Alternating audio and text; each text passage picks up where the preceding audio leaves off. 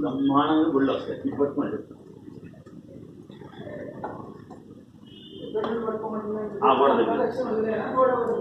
గోడ దగ్గరికి వెళ్ళిపోండి.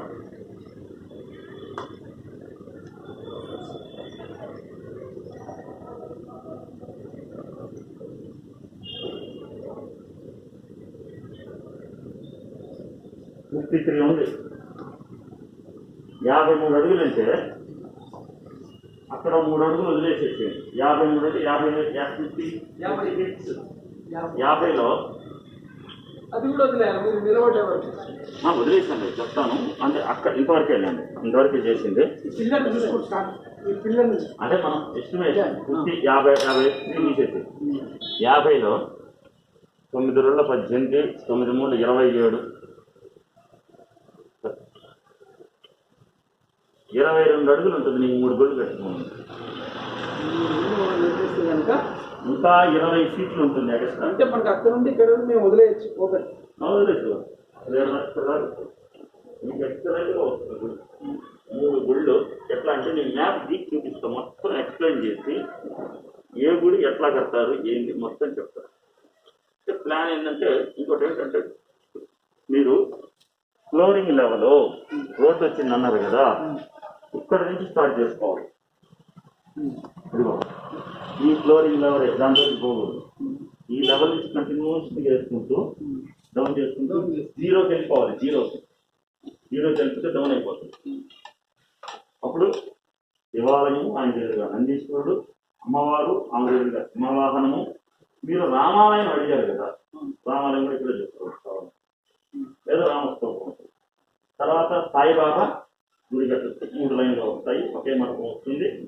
నవగ్రహాలు వచ్చి నవగ్రహాలు అంటే ఆ 3 కట్టిన తర్వాత మనం కట్టగలం. ముందు చెప్పలేం, లేకపోతే మొత్తం తీస్తే కానీ మనకు అర్థం కాదు. ఎప్పుడైనా శివాలయ ఆగమ శాస్త్ర ప్రకారము గర్భాలయము, అంతరాలయము ముందొచ్చి భద్ర మండపం అంటారు. భద్ర మండపం అంటే 16 స్తంభాలు వస్తాయి, మధ్యలో 4 మన ప్రతిష్ఠ చేసేప్పుడు యాక్సాలు అంటారు కదా, అట్లా 4 4 5 6 7 8 స్తంభాలు, మధ్యలో 4 16 స్తంభాలు. 4 4 8 మొత్తం 16 స్తంభాలు వస్తాయి. ఇది భద్ర మండపం అంటారు. భద్ర మండపం 4 మధ్యలో నందీశ్వరుడు పెడతారు. మధ్యలో నందీశ్వరుడు, అమ్మవారి ఇక్కడి నుంచి దక్షిణాభిముఖంగా చూస్తుంది. మధ్యలో నందీశ్వరుడు ఉంటాడు. ఆగ్నేయంలో వినాయకుడు వస్తాడు. దక్షిణ భాగంలో సప్తమాతృకులు బ్రహ్మ సరస్వతి, పశ్చిమ భాగంలో ఆదిత్యుడు. ఏ దేవాలయానికైనా ఆగమ శ్రీశైలం కూడా అంతే. ఈశాన్య భాగంలో వచ్చేసి ఆదిత్యుడు ఉంటాడు, చంద్రుడు వచ్చేసి ఆగ్నేయంలో ఉంటాడు. వెనక భాగంలో సుబ్రహ్మణ్యేశ్వర స్వామి విష్ణుమూర్తి ఉంటాడు. ఇది శైవ దేవాలయం. మనం అది కట్టం కనుక కేవలం శివుడు ఉన్నటువంటి దాని మీద నందీశ్వరుడు, అమ్మవారు ఇటు పక్క. ఇక్కడ ఏంటంటే శివాలయం వరకు కొంతమంది ఎట్లాగా మామూలుగా ఆగమ శాస్త్రంలో శివుడు నందీశ్వరుడు కట్టి అమ్మవారిని దక్షిణాభిముఖంగా పెడతారు. మనం ఉపదేవాలయంగా కడుతున్నాం. అంటే శివుడి యొక్క మన్యు దేవత అన్నా కూడా ఆంజనేయ స్వామి. శివుడి యొక్క శక్తి వల్ల ఉద్భవించినటువంటి వాడు ఆంజనేయ స్వామి కాబట్టి, ఆయన శివశక్తి స్వరూపుడు కాబట్టి కంపల్సరిగా ఆంజనేయ స్వామి దేవాలయం శివలింగం పెట్టచ్చు. శాస్త్రంలో ఉన్నది. అమ్మవారు కూడా ఉండొచ్చు. అందుకని ప్రాగ్ముఖంగా శివుడు నందీశ్వరుడు కొద్దిగా గ్యాప్ ఇచ్చి 1.5 ఫీటు, అమ్మవారు సింహవాహనం కొద్దిగా గ్యాప్ ఇచ్చి, సాయిబాబా పాదరాతి విగ్రహము గ్యాప్, ఒకే మండపం. భక్తుడు ఇక్కడికి రాగానే సాయిబాబా దండం పెట్టుకుంటాడు, ఇక్కడికి రాగానే అమ్మవారి దండం పెట్టుకుంటాడు, అక్కడికి వెళ్ళంగానే అమ్మవారి దండం పెట్టుకుంటాడు. ఎవరైనా కార్తీక మాసంలో విశేష అభిషేకాలు జరుగుతాయి. 3 పురోహితులు వస్తారు. మండపంలో అందరినీ ఒకే లెవెల్లో కూర్చోబెట్టుకొని 3 అభిషేకాలు చేసుకోవచ్చు. ఏ గుడికి ఆ గుడి కట్టామనుకో సపరేట్గా ఈ స్థలం చాలు.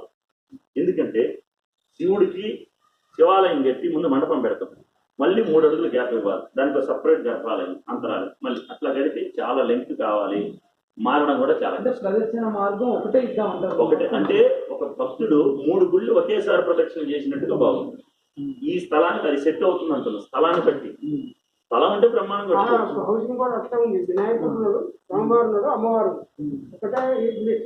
స్వామివారు చెప్పినట్టు ఒకటే ప్రదక్షిణ మార్గం, ఒకటే ప్రదక్షిణ. ఇప్పుడు సాయిబాబా లేడనుకో వినాయకుడి పెట్టుకోవచ్చు అక్కడ. ఇప్పుడు మేము మీరు అన్నట్టు ఇక్కడ వరకు హైట్ చేసి మేము గేట్ కూడా పైకి అలా అప్పుడు మాకు ఈ గేట్ అక్కడికి వెళ్తుంది ఎక్కడ పైన చూడండి ఇది హైట్ వేస్తే ఇప్పుడు లేపాలి కంపల్సరీ ల్యాబ్. అయితే ఇక్కడ ఒక విషయం ఏంటంటే ఇక్కడికి అవసరం లేదనిపిస్తుంది సార్ నాకు. ఇక్కడికి సరిపోతుంది మనకి 2.5 feet